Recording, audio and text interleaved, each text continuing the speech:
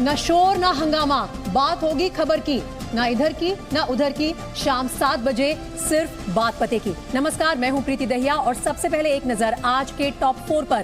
प्रधानमंत्री नरेंद्र मोदी ने संसद में कांग्रेस की जमकर धज्जियां उड़ाते हुए कहा कि मैंने आतंकियों की धमकी के बीच श्रीनगर के लाल चौक पर तिरंगा फहराया था। पीएम मोदी ने यूपीए सरकार के 10 साल को लॉस्ट डेकेड बताते हुए कहा कि उस दौरान देश में महंगाई, बेरोजगारी और आतंकवाद चरम पर थे। पीएम मोदी के संबोधन पर राहुल गांधी ने कहा कि उन्होंने संसद में पूछे गए सवालों का कोई जवाब नहीं दिया और टर्की और सीरिया में भूकंप से मरने वालों का आंकड़ा 11,000 के पार पहुंच गया है, जबकि अब भी मलबे के नीचे जिंदगी की तलाश जारी है। राष्ट्रपति के अभिभाषण पर चर्चा का जवाब देते हुए पीएम मोदी ने राहुल गांधी पर इशारों में तगड़ा वार किया। पीएम मोदी ने सरकार पर उठ रहे हर सवाल का अपने अंदाज में करारा जवाब दिया।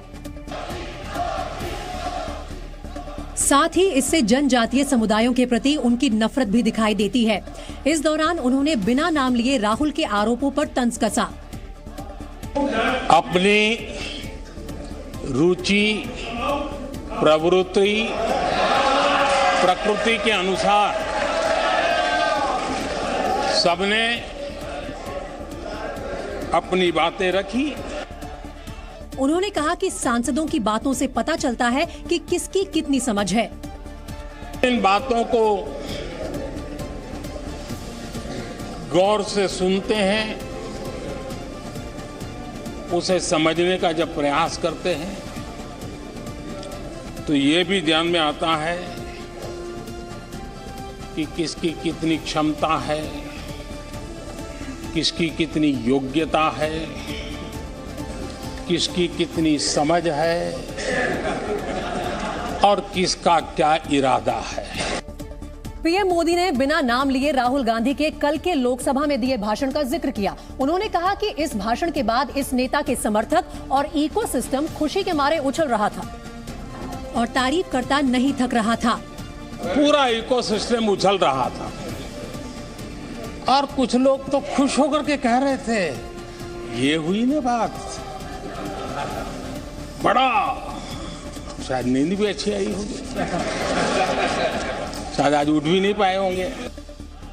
इसके बाद पीएम मोदी ने एक शेर सुनाकर राहुल पर तंज कसा। ये कह कह कर हम दिल को बहला रहे हैं, ये कह कह के हम दिल को बहला रहे हैं। वो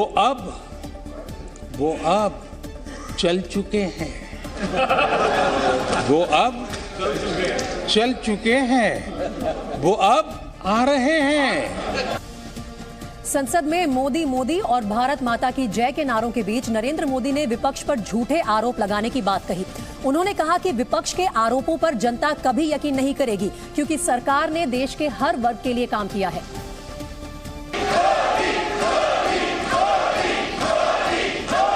आदरणीय अध्यक्ष जी, आदरणीय अध्यक्ष जी,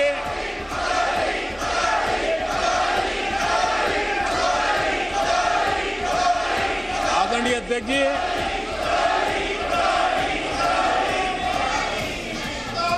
जो देशवासियों का मोदी पर भरोसा है, ये इनकी समझ के दायरे से बाहर है और समझ के दायरे से भी काफी ऊपर है।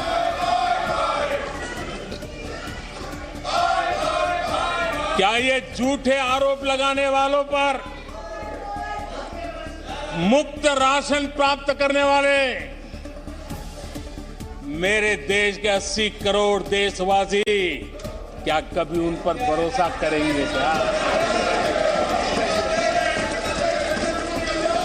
आदरणीय अध्यक्ष जी, one nation one ration card देश भर में कहीं पर भी गरीब से गरीब को भी जब राशन मिल जाता है, वो आपकी झूठी बातों पर, आपके गलत गलीच आरोपों पर कैसे भरोसा करेगा? आदरणीय अध्यक्ष जी, जिस किसान के खाते में साल में 3 बार पीएम किसान सम्मान निधि के 11 करोड़ किसानों के खाते में पैसा जमा होते हैं, वो आपकी गालियां, आपके झूठे आरोपों पर विश्वास कैसा करेगा? इसके साथ ही प्रधानमंत्री नरेंद्र मोदी ने विपक्ष पर हमला करते हुए कहा कि आलोचना अच्छी बात है, लेकिन आलोचना और आरोपों को बिना तैयारी के सामने रखना वक्त की बर्बादी है। लोकतंत्र में आलोचना का बहुत महत्व मैं मानता हूं और मैं हमेशा मानता हूं कि भारत जो कि मदर ऑफ डेमोक्रेसी है, सदियों से हमारे यहां लोकतंत्र हमारी रगों में पनपा हुआ है और इसलिए मैं हमेशा मानता हूं कि आलोचना एक प्रकार से लोकतंत्र की मजबूती के लिए, लोकतंत्र के संवर्धन के लिए, लोकतंत्र के स्पिरिट के लिए आलोचना एक शुद्धि यज्ञ है। उस रूप में हम आलोचना को देखने वाले हैं। लेकिन दुर्भाग्य से बहुत दिनों से मैं इंतजार कर रहा हूं, कोई तो मेहनत करके आएगा, कोई तो एनालिसिस करके कोई आलोचना करेगा ताकि देश को कुछ लाभ हो। लेकिन 9 साल आलोचना ने आरोपों में गंवा दिए जिन्होंने। पीएम मोदी ने देश की सुधरती अर्थव्यवस्था का भी जिक्र किया। उन्होंने कहा कि कोरोना जैसी महामारी, दुनिया भर में छाई आर्थिक मंदी, बेरोजगारी और खाने पीने के संकट के बाद भी देश तेजी से आगे बढ़ रहा है और आज दुनिया की 5वीं सबसे बड़ी अर्थव्यवस्था बन गया है। कौन हिंदुस्तानी इस बात पे गर्व नहीं करेगा कि ऐसे समय में भी देश दुनिया की 5वीं बड़ी अर्थव्यवस्था बना। पीएम मोदी ने कहा कि आज भारत के प्रति दुनिया का नजरिया बदला है। आज पूरे विश्व में भारत को लेकर के पॉजिटिविटी है, एक आशा है, भरोसा है। उन्होंने भारत को G20 की अध्यक्षता मिलने का भी जिक्र किया और कहा कि कुछ लोगों को इससे भी दुख हो रहा है। ये देश के लिए गर्व की बात है, 140 करोड़ देशवासियों के लिए गौरव की बात है। लेकिन मुझे लगता है, पहले मुझे नहीं लगता था, लेकिन अभी लग रहा है शायद इससे भी कुछ लोगों को दुख हो रहा है। पीएम मोदी ने ऐसे लोगों को आत्मनिरीक्षण करने की सलाह दी और पीएम मोदी ने यूपीए सरकार के 10 साल के कार्यकाल का भी जिक्र किया। उन्होंने 2G से लेकर कॉमनवेल्थ तक एक के बाद एक घोटाले गिनाए और दावा किया कि यूपीए का 10 साल का कार्यकाल घोटालों का दशक रहा। 4 से 14 आजादी के इतिहास में सबसे घोटालों का दशक रहा, सबसे घोटाला। पीएम मोदी ने कहा कि यूपीए के कार्यकाल में निराशा का माहौल बना। 2004 से 14 भारत की अर्थव्यवस्था खस्ता हाल हो गई। निराशा नहीं होगी तो क्या होगा? 10 साल में महंगाई डबल डिजिट रही, महंगाई डबल डिजिट रही और इसलिए कुछ अगर अच्छा होता है तो निराशा और उभर करके आती है। उन्होंने काका हाथरसी की एक कविता सुनाकर तंज कसा कि जिसकी जैसी भावना रहती है उसे वैसा ही नजर आता है। आगा पीछा देखकर, आगा पीछा देखकर क्यों होते गमगीन, जैसी जिसकी भावना वैसा दिखे सीन। लोकसभा में नरेंद्र मोदी ने कांग्रेस पर देश की तरक्की को स्वीकार न करने का भी आरोप लगाया। उन्होंने कहा कि विपक्ष को भारत के लोगों की उपलब्धियां नजर नहीं आती। निराशा में डूबे हुए कुछ लोग इस देश की प्रगति को स्वीकार ही नहीं कर पा रहे हैं। उन्हें भारत के लोगों की उपलब्धियां नहीं दिखती है। अरे 140 करोड़ देशवासियों के पुरुषार्थ और प्रयास का परिणाम है, जिसके कारण आज दुनिया में डंका बजना शुरू हुआ है। उन्हें भारत के लोगों के पुरुषार्थ और परिश्रम से प्राप्त उपलब्धियां उनको नजर नहीं आ रही हैं। पीएम मोदी ने अपने संबोधन के दौरान 2004 से 2014 के दौरान सत्ता में रही यूपीए सरकार पर भी निशाना साधा और कहा कि तब की सरकार में आतंकवादियों से लोहा लेने का सामर्थ्य नहीं था। देश पर इतने आतंकी हमले हुए, 2008 के हमलों को कोई भूल नहीं सकता है, लेकिन आतंकवाद पर सीना तान कर आंख में आंख मिला करके हमले करने का सामर्थ्य नहीं था। उसे चुनौती को चुनौती देने की ताकत नहीं थी और उसके कारण आतंकवादियों के हौसले बुलंद होते गए और पूरा देश 10 साल तक खून बहता रहा। मेरे देश के निर्दोष लोगों का वो दिन गए थे। आदरणीय अध्यक्ष जी, जब LOC भारत के सामर्थ्य की ताकत का अवसर रहता था, उस समय डिफेंस डील को लेकर के हेलीकॉप्टर घोटाले और सत्ता को कंट्रोल करने वाले लोगों के नाम उसमें चिन्हित हो गए हैं। यूपीए सरकार पर पीएम मोदी का प्रहार ही नहीं थमा। उन्होंने कहा कि 2014 से पहले का दशक लॉस्ट डेकेड के तौर पर याद किया जाएगा। आदरणीय अध्यक्ष जी, इस बात को हिंदुस्तान हर पल याद रखेगा कि 2014 के पहले का जो दशक था द लॉस्ट डेकेड के रूप में जाना जाएगा और इस बात को इनकार नहीं कर सकते कि 2030 का जो दशक है ये इंडिया डेकेड है पूरे विश्व के लिए। संसद में कांग्रेस पर प्रहार करते हुए पीएम मोदी ने कहा कि यूपीए को मौके तो बहुत मिले, लेकिन उन्होंने इन मौकों को मुसीबत में बदल दिया। इनकी निराशा का कारण ये भी है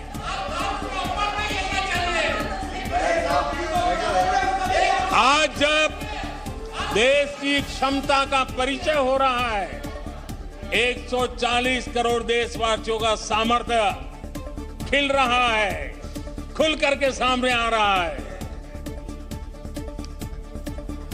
लेकिन देश का सामर्थ्य तो पहले भी था, लेकिन 4 से लेकर 14 तक इन्होंने वो अवसर गंवा दिया।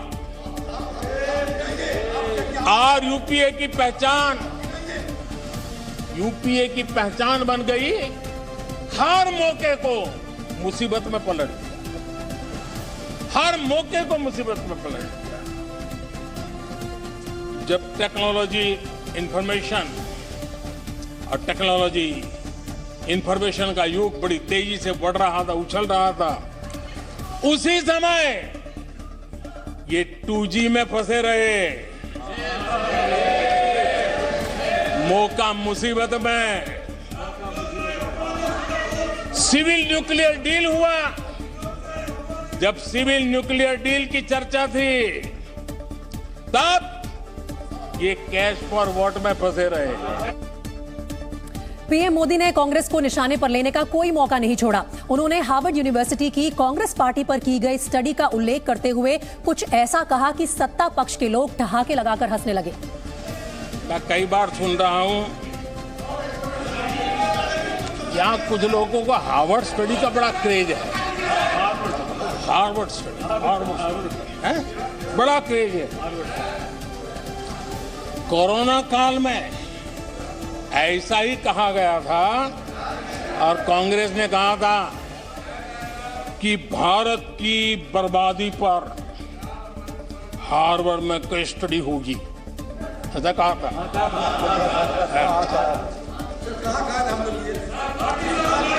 और कल फिर सदन में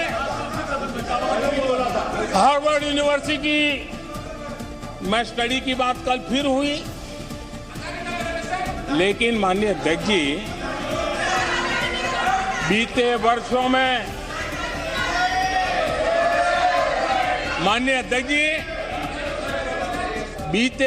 में हार्वर्ड में एक बहुत बढ़िया स्टडी हुई है, बहुत इंपॉर्टेंट स्टडी हुई है, और उस उसका टॉपिक क्या था मैं जरूर सदन को बताना चाहूंगा। और ये स्टडी हो चुकी है। स्टडी है the rise and decline of India Congress party. प्रधानमंत्री ने कवि दुष्यंत कुमार की एक कविता की पहली 2 पंक्तियां पढ़ी और बिना नाम लिए कांग्रेस की खिंचाई करते दिखे। इस प्रकार के लोगों के लिए दुष्यंत कुमार ने बहुत बढ़िया बात कही और दुष्यंत कुमार ने जो कहा है बहुत फिट बैठता है। उन्होंने कहा है तुम्हारे पांव के नीचे, तुम्हारे पांव के नीचे कोई जमीन नहीं, तुम्हारे पांव के नीचे कोई जमीन नहीं। कमाल ये है कि फिर भी तुम्हें यकीन नहीं।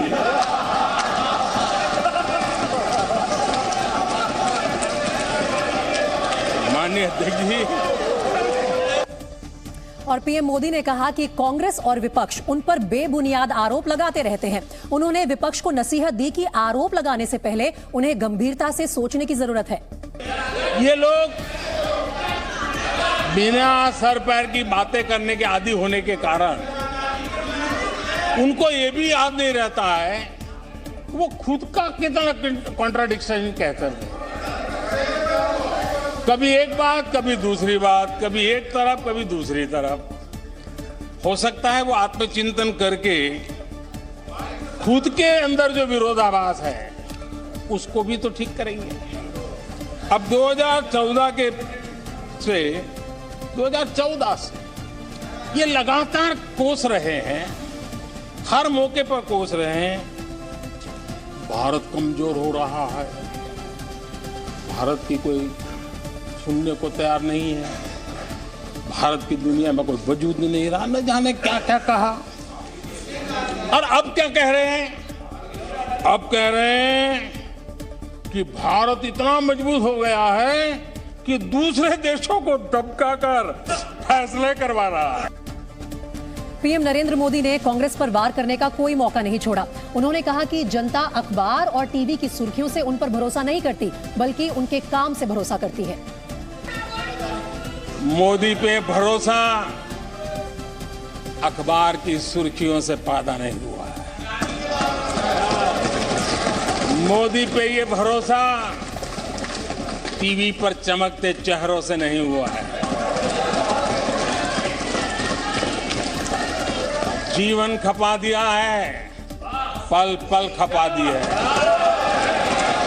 देश के लोगों के लिए खपा दी है, देश के उज्जवल भविष्य के लिए खपा दी है।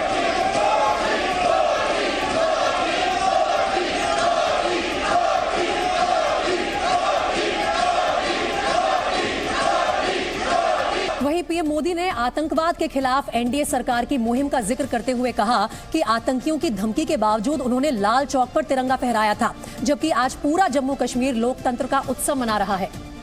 यहाँ जम्मू कश्मीर की भी चर्चा हुई, जम्मू कश्मीर की भी चर्चा हुई, और जो अभी अभी जम्मू कश्मीर घूम कर गए उन्होंने देखा होगा कितने आन बान शान के साथ आप जम्मू कश्मीर में जा सकते, घूम सकते, फिर सकते। आदरणीय अध्यक्ष जी, पिछली शताब्दी के उत्तरार्ध में, आदरणीय अध्यक्ष जी, पिछली शताब्दी के उत्तरार्ध में मैं भी जम्मू कश्मीर में यात्रा लेके गया था और लाल चौक में तिरंगा फहराने का संकल्प लेकर के चला था। और तब आतंकवादियों ने पोस्टर लगाए थे, आतंकवादियों ने पोस्टर लगाए थे उस समय, और कहा था देखते हैं किसने अपनी मां का दूध पिया है जो लाल चौक में आके तिरंगा फहराता है। पोस्टर लगे थे। और उस दिन 24 जनवरी थी, मैंने जम्मू के अंदर बड़ी सभा में कहा था अध्यक्ष जी, मैं पिछली शताब्दी की बात कर रहा हूं।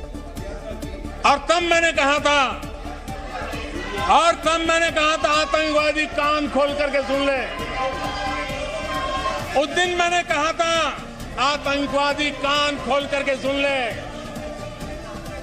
26 जनवरी को ठीक 11 बजे मैं लाल चौक पहुंचूंगा, बिना सिक्योरिटी आऊंगा, बुलेट प्रूफ जैकेट के बिना आऊंगा और फैसला लाल चौक में होगा किसने अपनी मां का दूध पिया।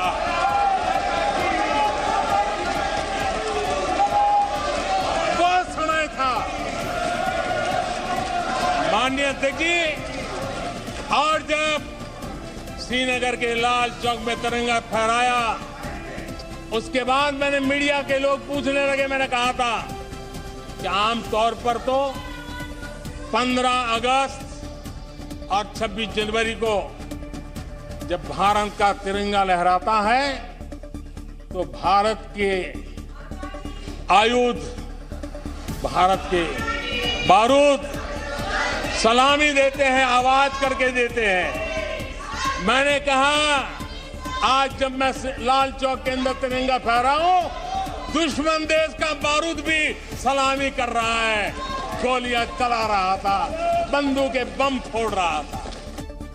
पीएम मोदी ने राहुल गांधी का नाम लिए बगैर उनके कश्मीर दौरे पर निशाना साधा। उन्होंने कहा कि आतंकवाद की वजह से जो लोग कभी ये कहते थे कि कश्मीर में तिरंगे से माहौल खराब हो सकता है, आज वो खुद वहां तिरंगा यात्रा निकाल रहे हैं। आज जम्मू कश्मीर में हर घर तिरंगा का सफल कार्यक्रम होते हैं। मुझे खुशी है, कुछ लोग हैं जो कभी कहते थे तिरंगे से शांति बिगड़ने का खतरा लगता था, कुछ लोगों को ऐसा कहते थे कि तिरंगे से जम्मू कश्मीर में शांति बिगड़ने का खतरा लगता था। वक्त देखिए, वक्त का मजा देखिए, अब वो भी तिरंगा यात्रा में शरीक हो गए। पीएम मोदी के भाषण पर राहुल गांधी ने निराशा जताई। उन्होंने कहा कि पीएम मोदी ने स्पष्ट जवाब नहीं दिया और अडानी के मुद्दे पर वो कुछ नहीं बोले। राहुल ने कहा कि पीएम मोदी ने जेपीसी की मांग पर भी कुछ नहीं कहा। No, in fact, Prime Minister was shell shocked. He was in shock and there was no answer. एक जवाब नहीं दिया प्रधानमंत्री जी ने। और मैंने कोई कॉम्प्लिकेटेड क्वेश्चन तो नहीं पूछा है। मैंने ये पूछा है आपके साथ कितनी बार गए हैं, वहां कितनी बार मिले हैं, तो सिंपल से सवाल थे, जवाब नहीं दिया। लेकिन उन्होंने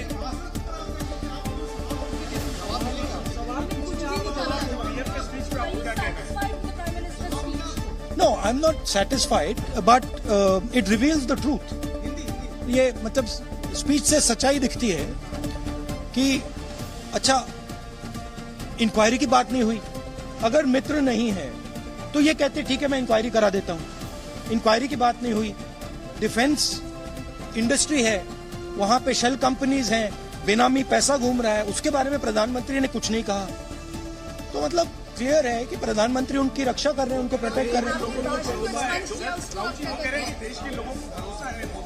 हाँ, नहीं वो तो ठीक है। मतलब मेरा कहना है कि ये नेशनल सिक्योरिटी का मामला है, हिंदुस्तान के इंफ्रास्ट्रक्चर का मामला है। प्रधानमंत्री को ये कह देना चाहिए ठीक है हम इंक्वायरी करेंगे, चेक कराएंगे क्या है इसमें।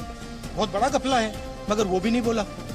तो जरूर वो उनको प्रोटेक्ट करने की कोशिश कर रहे हैं। मैं समझता हूँ, मतलब उसका कारण भी है। Thank you. क्या होगा फिर आगे? और इससे पहले आज पीएम मोदी ने जब संसद में एंट्री की तो सबकी निगाहें उनकी जैकेट पर टिक गई। नीले रंग की ये जैकेट देखने में तो सामान्य जैकेट की तरह है, लेकिन इसे उस चीज से बनाया गया है जिसका इस्तेमाल कर आप कचरे में फेंक देते हैं। दरअसल पीएम मोदी जो नीले रंग की जैकेट पहनकर संसद में आए, वो प्लास्टिक की बोतलों को रिसाइकिल करके बनाई गई है।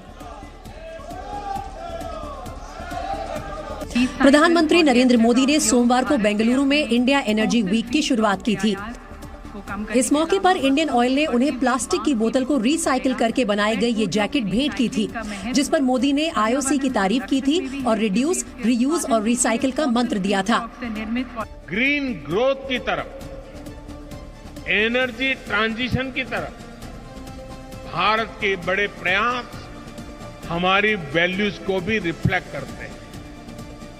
सर्कुलर इकोनॉमी एक तरह से हर भारतीय की जीवन शैली का हिस्सा है। रिड्यूस, रीयूज और रिसाइकल का मंत्र हमारे संस्कारों में रहा है। इंडियन ऑयल ने पेट्रोल पंप और एलपीजी एजेंसी पर तैनात अपने कर्मचारियों के लिए भी प्लास्टिक की बोतल से वर्दी बनाने की योजना बनाई है। कंपनी की योजना हर साल 10 करोड़ पेट बोतलों को रिसाइकिल करने की है। इससे पर्यावरण के संरक्षण में मदद मिलेगी और पानी की भी बचत होगी। तो क्या आपको पता है कि पीएम मोदी की प्लास्टिक वाली जैकेट कहां और कैसे बनाई गई? इस जैकेट को बनाने में प्लास्टिक की कितनी बोतलों का इस्तेमाल किया गया है? आपको बता दें कि सरकारी कंपनी इंडियन ऑयल कॉर्पोरेशन ने पीएम मोदी को जो जैकेट भेंट की, उसके लिए रिसाइकल्ड कपड़ा तमिलनाडु की कंपनी श्रीरंगा पॉलीमर्स ने बनाया है। इंडियन ऑयल ने गुजरात में प्रधानमंत्री के दर्जी से ये जैकेट तैयार करवाई है। इस तरह की जैकेट को बनाने में औसतन प्लास्टिक की 15 बॉटल्स का इस्तेमाल होता है। एक पूरी यूनिफॉर्म को बनाने में औसतन 28 बॉटल का इस्तेमाल होता है, जबकि टी शर्ट और शॉर्ट्स बनाने में 5 से 6 बॉटल्स लगती हैं। इसी तरह एक शर्ट बनाने में 10 और पैंट बनाने में 20 बॉटल का इस्तेमाल होता है।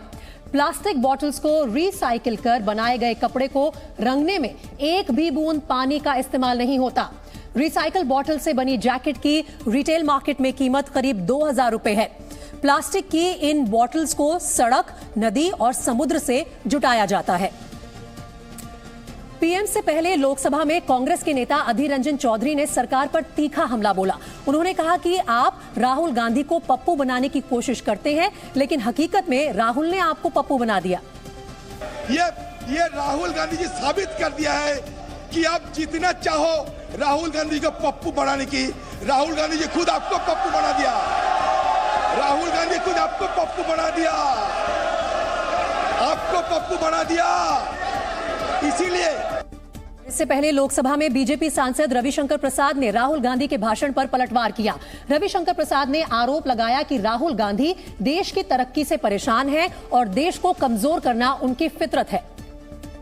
इस दौरान उन्होंने राजीव गांधी सरकार में हुए बोफोर्स सौदे का मुद्दा भी उछालकर गांधी परिवार और क्वात्रोकी के रिश्तों पर परत खोलने की कोशिश की। क्योंकि बोफोर्स तो एक तो भारत की सुरक्षा का मामला था और यहाँ मामा जी की सेवा की गई। भ्रष्टाचार के इतिहास में मामा जी के प्रति किए गए योगदान को हमेशा याद किया जाएगा। उन्होंने आरोप लगाया कि कांग्रेस सरकार ने क्वात्रोकी को भारत से भगाने में मदद की, लेकिन मामा जी को 2 स्तरों पर सहयोग किया गया। मामा जी को भगाने में और मामा जी का बैंक अकाउंट छुड़वाने में। ये कमाल हुआ सर। रविशंकर प्रसाद ने कहा कि तत्कालीन कांग्रेस सरकार ने जानबूझकर ढिलाई की ताकि क्वात्रोकी सुरक्षित जगह पर पहुंच सके। क्वात्रोकी साहब भागे, कोलालमपुर में अपील लेट फाइल किया गया, वहां से चले गए अर्जेंटीना सर, वहां भी कार्रवाई में देर किया गया, फिर वो भाग करके इटली चले गए। रविशंकर प्रसाद इतने पर ही नहीं रुके। उन्होंने आरोप लगाया कि सोनिया गांधी और राहुल गांधी खुद बेल पर बाहर हैं और प्रधानमंत्री पर झूठे आरोप लगा रहे हैं। इस दौरान उन्होंने रॉबर्ट वाड्रा का नाम लेकर भी गांधी परिवार को घेरा और आरोप लगाया कि कांग्रेस सरकार में विकास का वाड्रा मॉडल चलता था। हरियाणा में एक कंपनी बनाओ, दबाव से जमीन ले लो, फिर एक हाउसिंग कंपनी से लोन ले लो, फिर वो हाउसिंग कंपनी आपको पूरा महंगे दाम में खरीद होती है और कुछ करोड़ के इन्वेस्टमेंट पर आप 300 करोड़ के मालिक बन जाओ। देखिए तो क्या है सर, क्या है? ये कहते हैं Vadra model of development. Ravishankar Prasad ने कहा कि श्रीलंका से जुड़ा मामला उठाकर भी राहुल गांधी ने सदन को गुमराह किया और झूठे आरोप लगाए। कोर्ट करते हैं एक पर्टिकुलर अधिकारी को, वहां के राष्ट्रपति ने उस सारे एलिगेशन को डिनाई किया ट्वीट कर करके, और उस पदाधिकारी ने कहा कि भावनाओं में बह के मैंने कहा मैं उसको अनकंडीशनली विड्रॉ करता हूं, आप इसको छुपा जाते हैं। राहुल गांधी ने इस हाउस को मिसलीड किया है, मैं पूरी जिम्मेदारी से कहना चाहता हूं। इस दौरान उन्होंने दावा किया कि कांग्रेस का 2024 के चुनावों में और बुरा हाल होगा। वहीं राज्यसभा में कांग्रेस नेता मल्लिकार्जुन खड़गे ने मोर्चा संभाला। उनके भाषण के दौरान कई बार ऐसे मौके आए जब सदन ठहाकों से गूंजने लगा। दरअसल खड़गे ने सभापति जगदीप धनखड़ से जुड़ा एक किस्सा साझा किया और कहा कि कैसे सभापति ने वकालत के पेशे में तरक्की की। जब आप वकालत करते थे शुरू में, आपने कहा था कि हाथ से गिनते थे, हाँ ये तो ठीक है ना, तो हाथ से पैसे गिनते। जब इनकी वकालत बढ़ते गई, एक मशीन खरीदे और मशीन से पैसे गिनने लगे। खरगे के बयान पर सभापति ने हाथ जोड़कर मशीन से नोट गिनने की बात नकार दी। ऐसा मैंने नहीं कहा। इसके बाद सदन में ठहाके गूंजने लगे। जब खरगे अपने बयान पर कायम रहे तो सभापति ने मजाकिया लहजे में कहा कि लगता है आप मुझ पर भी जेपीसी बैठा देंगे। आपने कहा आप सदन को नहीं, ऐसा है, मुझे लगता है कि आप मेरे पर जेपीसी बैठा दोगे कि मुझे। और फिर ठहाके लगने लगे। इस बार पीएम मोदी भी हंसते हुए दिखे। टर्की और सीरिया में भूकंप से हालात बदतर होते जा रहे हैं। अब तक 11,000 से ज्यादा लोगों के शव मलबे से निकाले जा चुके हैं। भयंकर सर्दी और बर्फबारी के बीच जिंदगी की तलाश में बचाव कर्मी समय के विपरीत काम कर रहे हैं, क्योंकि खुले आसमान के नीचे मलबे के अंदर दबे लोगों की जान बचाना नामुमकिन को मुमकिन करने जैसा है। कुदरत की विनाश लीला इतनी भयानक होगी किसी ने सोचा तक नहीं था। मुस्कुराती जिंदगियों से गुलजार शहर के शहर खंडर में तब्दील हो गए। अब बची है तो सिर्फ चीख पुकार और मशीनों की आवाजें। टर्की सरकार के मुताबिक भूकंप का दायरा पश्चिम में अदाना से पूरब में दियारबाकिर तक 450 किलोमीटर और उत्तर में मलातिया से दक्षिण में हते तक 300 किलोमीटर तक है। भूकंप में करीब 1 करोड़ 35 लाख लोग प्रभावित हुए हैं। भूकंप में रिहायशी बिल्डिंग्स, अस्पताल, स्कूल, अपार्टमेंट ब्लॉक्स सब ढह गए। करीब 40,000 लोग घायल हुए हैं। बचाव कर्मियों को भूकंप प्रभावित क्षेत्रों तक पहुंचने के लिए संघर्ष करना पड़ रहा है, क्योंकि सड़कें टूट चुकी हैं, मौसम खराब है और संसाधन और उपकरणों की कमी है। कई इलाकों में ईंधन खत्म हो चुका है और बिजली गुल है। लेकिन कम हो रही उम्मीदों के बीच टर्की में इमारतों के मलबों में जिंदगी की तलाश अब भी जारी है, क्योंकि चमत्कार भी हो रहे हैं। टर्की के हते शहर से मलबे में दबे एक जिंदा बच्चे का वीडियो सामने आया है, जिसका सिर्फ सिर ही मलबे के बाहर था और उसका बाकी शरीर मलबे के अंदर दबा हुआ था। मोहम्मद अहमद नाम का ये लड़का सीरियाई शरणार्थी है। बचाव कर्मी उसे बोतल के ढक्कन से पानी पिला रहे थे और उसे हंसाने की कोशिश कर रहे थे। تمام محمد ألسو أفلم محمد أنت جوعان تمام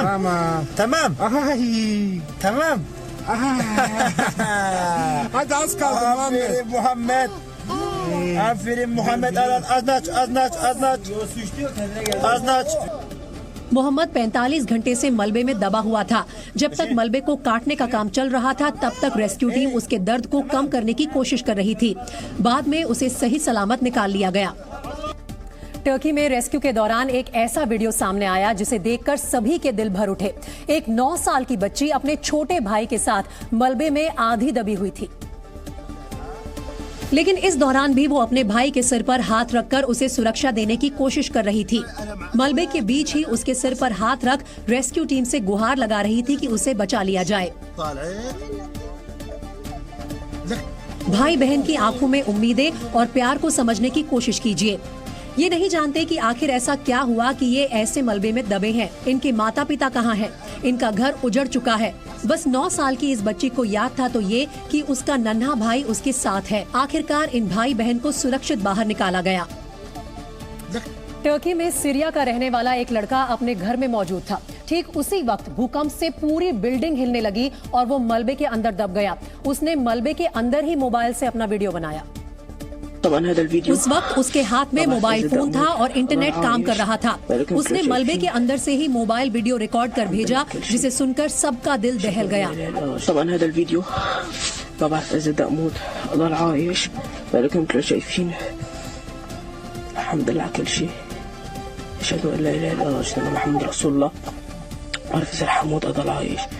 لكن زاد الفيديو نزل أنا الحمد لله طلعت عايش. ما بعرف أوصف لكم الشعور إلا واحد يعيشه. عشت الشعور إنه أكون تحت الأنقاض. انتوا شايفين حاليا هاي تحت الأنقاض والناس يعني أكثر من يمكن عيالتين 3-4 عيال نحن وعيلتي 80 والجيران تبعتنا الله يعين. هزة أرضية और अब आपको टर्की से आए 2 और वीडियोस दिखाते हैं। ये दोनों वीडियो तब के हैं जब भूकंप से धरती हिल रही थी। सीसीटीवी में रिकॉर्ड इस वीडियो को देखकर आपको भूकंप की दहशत का अंदाजा हो जाएगा, क्योंकि जैसे ही भूकंप आना शुरू हुआ, फ्लाईओवर पर खड़ी गाड़ियां जोर जोर से हिलने लगी और सायरन बजना शुरू हो गया।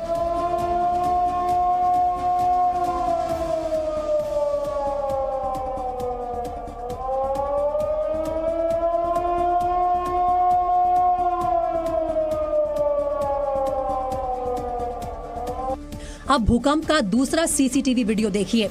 करीब 20 सेकंड के इस वीडियो में वक्त सोमवार को सुबह 4:10 का है। तभी पूरी धरती हिलने लगी। कोई इस बात का अंदाजा नहीं लगा सकता कि जब इमारतें गिरनी शुरू हुई होंगी तो उसके अंदर रह रहे लोगों के सामने कैसा मंजर रहा होगा। लेकिन सोशल मीडिया पर टर्की से आए वीडियो ने उन खौफनाक पलों का एहसास करा दिया। ऐसा ही एक वीडियो ये है। इससे पहले कि ये परिवार खुद को बिल्डिंग से बाहर निकाल पाता, छतें और दीवारें गिरने लगी। इस परिवार ने घर में बच्चों को संभालने के लिए मेड रखी, जिस पर नजर रखने के लिए ऑनलाइन कैमरा लगवाया हुआ था। उसी कैमरे में ये वीडियो रिकॉर्ड हुआ है। अब दूसरी तस्वीर देखिए। भूकंप के झटके लगने शुरू हुए तो घर के मालिक ने मोबाइल कैमरा ऑन कर लिया। उसके बाद क्या हुआ आप खुद देखिए।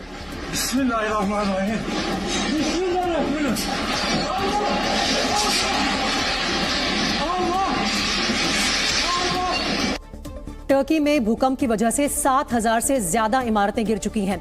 इमारतों के गिरने से वीडियो लगातार सामने आ रहे हैं। सोशल मीडिया पर ऐसा ही एक और वीडियो आया है, जिसमें बिल्डिंग का एक हिस्सा गिरने लगता है। अब बर्फ से घिरी इन इमारतों को देखिए।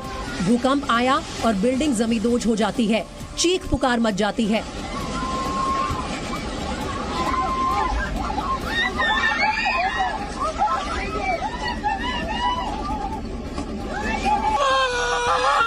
अब तीसरा वीडियो देखिए। बिल्डिंग गिरती है और कार में बैठा परिवार खौफ से भर जाता है। इस वीडियो में इमारत दहती है और कुछ सेकंड्स के अंतर से कार में बैठे लोगों की जान बच गई। ये इमारत लोगों के देखते ही देखते ताश के पत्तों की तरह जमीन पर गिर जाती है। और जो इस जलजले में बच गए उनके लिए अब कुछ बचा नहीं है। कल तक ऊंची ऊंची इमारतों में रहने वाले लोग अब सड़क पर बर्फ के बीच खुले आसमान के नीचे जिंदगी गुजारने को मजबूर हैं। और खंडहर में तब्दील हो चुके माल्टाया शहर में टेंट ही अब आशियाना है। बर्फ से पटे मैदान में सफेद टेंट लगाए गए हैं। हड्डियां गला देने वाली ठंड में बूढ़े, बच्चे और जवान रह रहे हैं। लेकिन कुदरत की मार यहाँ भी पीछा नहीं छोड़ रही। बर्फबारी की वजह से ठंड में और भी इजाफा हो गया है। ठंड से बचने के लिए लोग टेंट के बाहर आग जलाकर खुद को गर्म रखने की कोशिश कर रहे हैं। टेंट सिटी में इतने बेघर लोग आ चुके हैं कि टेंट की भी कमी हो गई है और कई परिवार टेंट मिलने का इंतजार करते दिखाई दिए। bulmaya çalışıyoruz. Çadır yok. Barınma konusunda büyük bir sıkıntımız var. Bu konuda yetkililer de yardım talep ediyoruz hocam. Turkey ने 10 राज्यों में 3 महीने के लिए इमरजेंसी का ऐलान कर दिया है। राष्ट्रपति अर्दोआन ने बेघर हुए लोगों के लिए होटलों को खोलने का आदेश दिया है। Şu anda 3.549 vefatımız, 22.168 yaralımız var.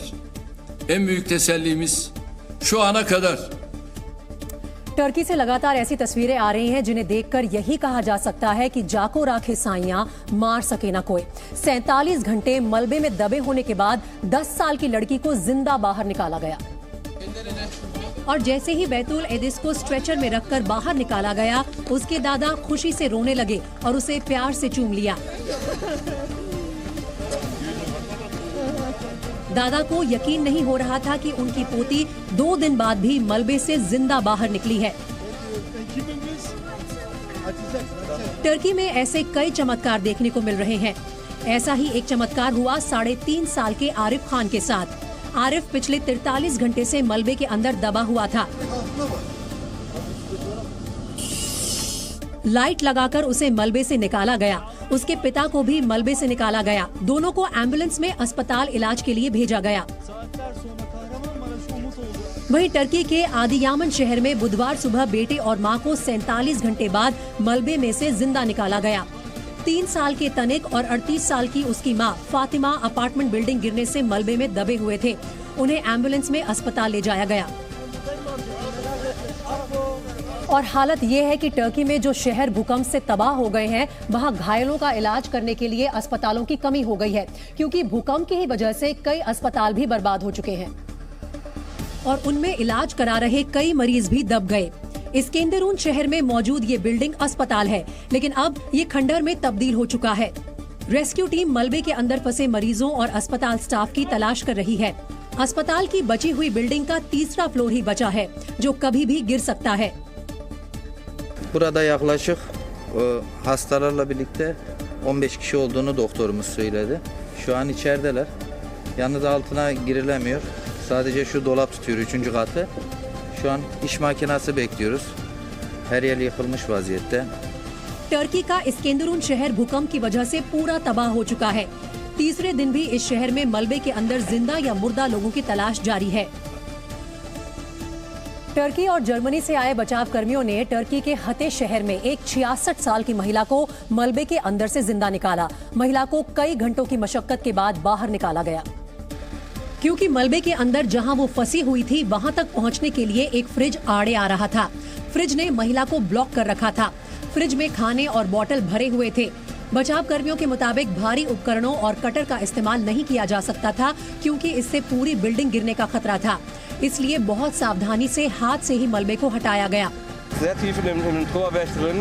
Die Trümmer waren extrem instabil, aber wirklich brandgefährlich. Da war die Frau von rescue mission की कामयाबी के बाद बचाव कर्मियों ने एक दूसरे को गले लगाकर बधाई दी।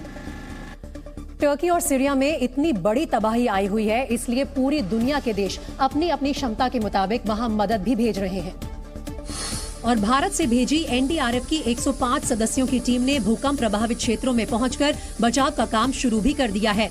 भारतीय वायुसेना का 4था प्लेन C-17 ग्लोबमास्टर सेना की मेडिकल टीम लेकर टर्की के अदाना एयरपोर्ट पहुंचा। जी न्यूज की टीम भी टर्की पहुंच चुकी है। थोड़ी देर में हम भूकंप जोन में पहुंचेंगे, जहां पर ये पूरी तबाही आई हुई है। लेकिन तुर्की में अगर हम देखें तो इस वक्त 10 शहर ऐसे हैं जो सबसे ज्यादा प्रभावित हुए इस भूकंप से, और हजारों की संख्या में अब तक लोगों की मौत हो चुकी है। भारत के अलावा अमेरिका, रूस, जर्मनी, दक्षिण कोरिया, ईरान, यूक्रेन, चीन जैसे देश रेस्क्यू वर्कर्स और राहत सामग्री टर्की और सीरिया भेज रहे हैं। कनाडा में तो भूकंप पीड़ितों के लिए डोनेशन ड्राइव शुरू किया गया है। ओंटारियो में टर्की समुदाय ने मांग पड़े डायपर, बेबी फूड और दूसरे सामानों को इकट्ठा किया है। सीरिया के इडलिब में मलबे के ढेर में तलाशी के दौरान रेस्क्यू वर्कर्स अचानक खुशी से शोर मचाने लगे। ऐसा तब हुआ जब वहां से कई लोगों को जिंदा बाहर निकाला गया। भूकंप की वजह से अब तक सीरिया में 2500 से ज्यादा लोगों की मौत हो चुकी है। इस बीच मलबे में फंसे लोगों की तलाश और बचाव का अभियान जारी है। सीरिया के इडलिब से जो तस्वीरें सामने आई, उनमें बचाव कर्मी मलबे को हाथों से हटाते दिखाई दिए। इस दौरान उन्हें मलबे में कोई दबा हुआ नजर आया। बचाव कर्मियों ने जब उस व्यक्ति को बाहर निकाला तो देखा कि उसकी सांसें चल रही हैं। ये देखकर रेस्क्यू टीम खुशी से चीखने लगी।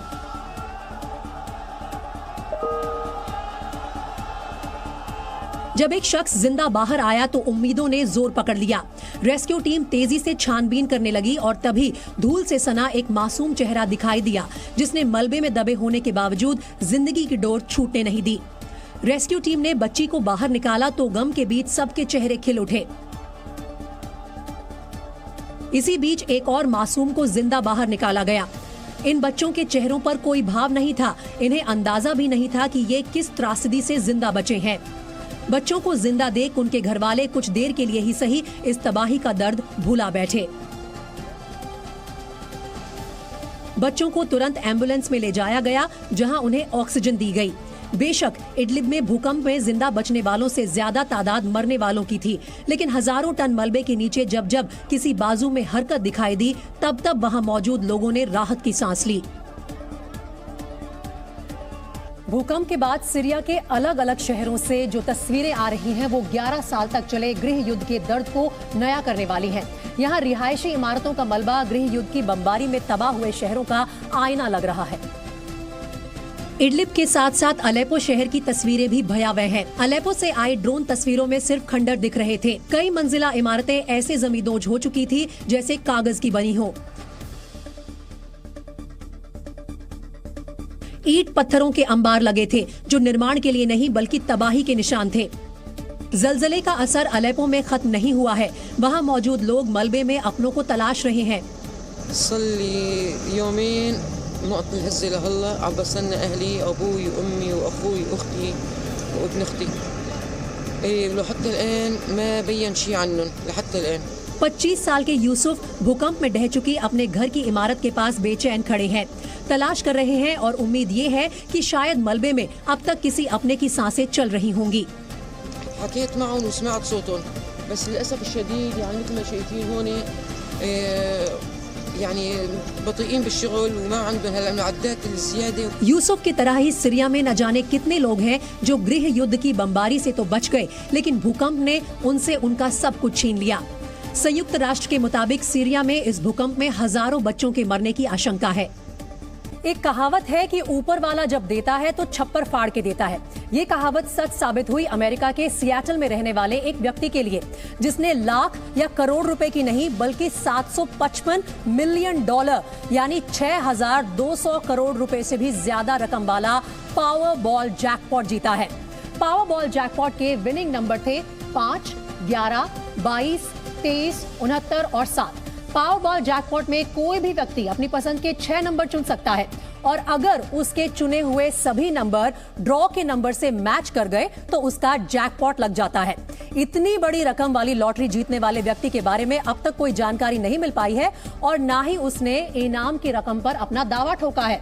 हालांकि नियमों के मुताबिक जैकपॉट जीतने वाला शख्स 6 महीने के अंदर टिकट दिखाकर इनाम की रकम हासिल कर सकता है। पावर बॉल जैकपॉट की शर्तों के मुताबिक जीतने वाले शख्स को पूरी रकम 29 वर्ष तक किश्तों में मिलेगी और उन पर हर साल 5% का ब्याज भी लगेगा।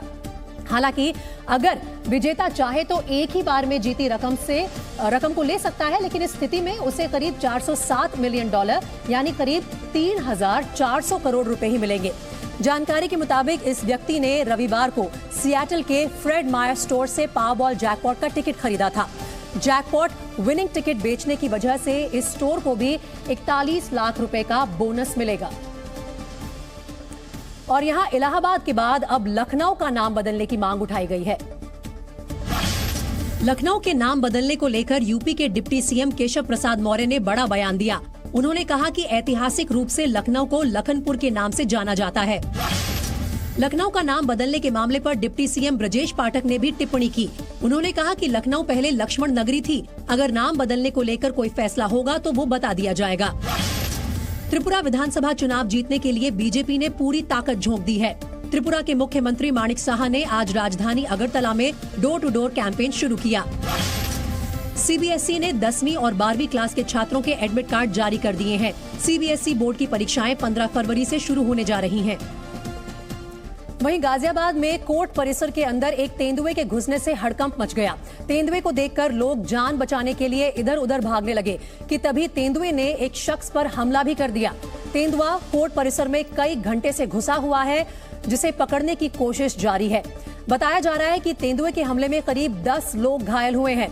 कोर्ट परिसर में तेंदुए को देखते ही वहां हड़कंप मच गया और लोगों ने भागकर अपनी जान बचाई। और जिस वक्त तेंदुए ने एक शख्स पर यह हमला किया, उस वक्त सीसीटीवी में ये तमाम घटना जो है कैच हो गई और इस वक्त आप देख सकते हैं किस तरह से इस तेंदुए ने कोर्ट परिसर में लोगों पर हमला किया। बताया जा रहा है कि कम से कम 10 लोगों के घायल होने की खबर है और तेंदुए को पकड़ने की कवायद जारी है। वहीं कंगाल पाकिस्तान के नेता अपने देश के हालात सुधारने के बजाय कश्मीर का राग अलापने में जुटे हैं। शहबाज शरीफ के बाद पाकिस्तान के पूर्व प्रधानमंत्री इमरान खान ने भी कश्मीर को लेकर एक बयान दिया है। इमरान खान ने कहा कि भारत से रिश्ते तभी आगे बढ़ेंगे जब पीएम मोदी कश्मीर का विशेष दर्जा बहाल कर देंगे। लेकिन अगले ही पल इमरान खान के मुंह से सच्चाई बाहर निकल आई। उन्होंने पाकिस्तान में जंगल राज पर बोलते हुए हिंदुस्तान की तारीफ की और कहा कि कानून का राज नहीं होने पर पाकिस्तान का कोई भविष्य नहीं होगा। भारत आज तरक्की कर रहा है क्योंकि वहाँ कानून का राज है। इमरान खान ने कहा कि पाकिस्तान में संविधान की रक्षा करना न्यायपालिका की जिम्मेदारी है, जबकि उन्होंने खुद के अयोग्य घोषित किए जाने को लेकर भी सरकार, न्यायपालिका और सेना पर निशाना साधा। हालांकि अयोग्य घोषित किए जाने में मौजूदा सेना प्रमुख असीम मुनीर को सीधे तौर पर जिम्मेदार नहीं ठहराया। पाकिस्तान को खून के आंसू रुलाने वाले टीटीपी के खिलाफ ऑपरेशन में पाकिस्तानी फौज को एक बड़ी कामयाबी मिली। पाकिस्तान की सेना ने तहरीक तालिबान पाकिस्तान के 12 आतंकियों को मार गिराया,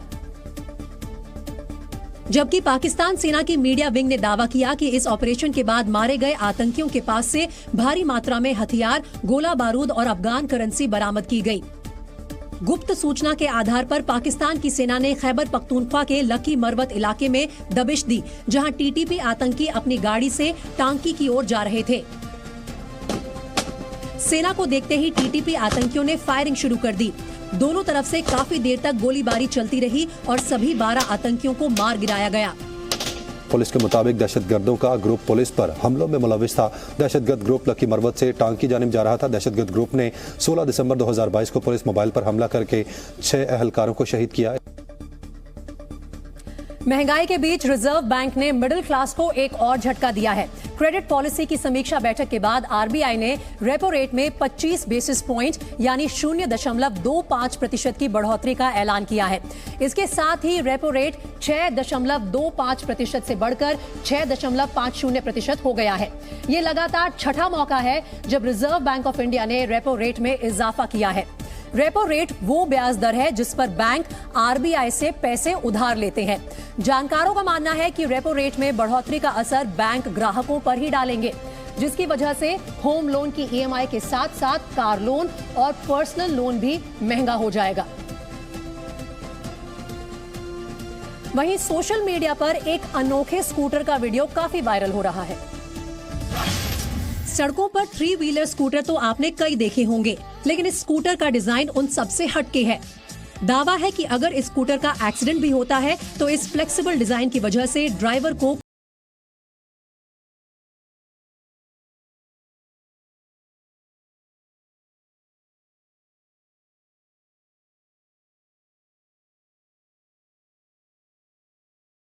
इस लड़के ने ग्रेविटी के सारे नियमों को चुनौती दे दी है। ट्रैम्पोलिन की मदद से ये हवा में बेहद ऊंची छलांगे मार रहा है और सिर्फ ऊंची छलांग नहीं, ये हवा में कलाबाजियां भी दिखा रहा है। तो ये थी खबरें 7 बजे की। कल फिर होगी बात पते की।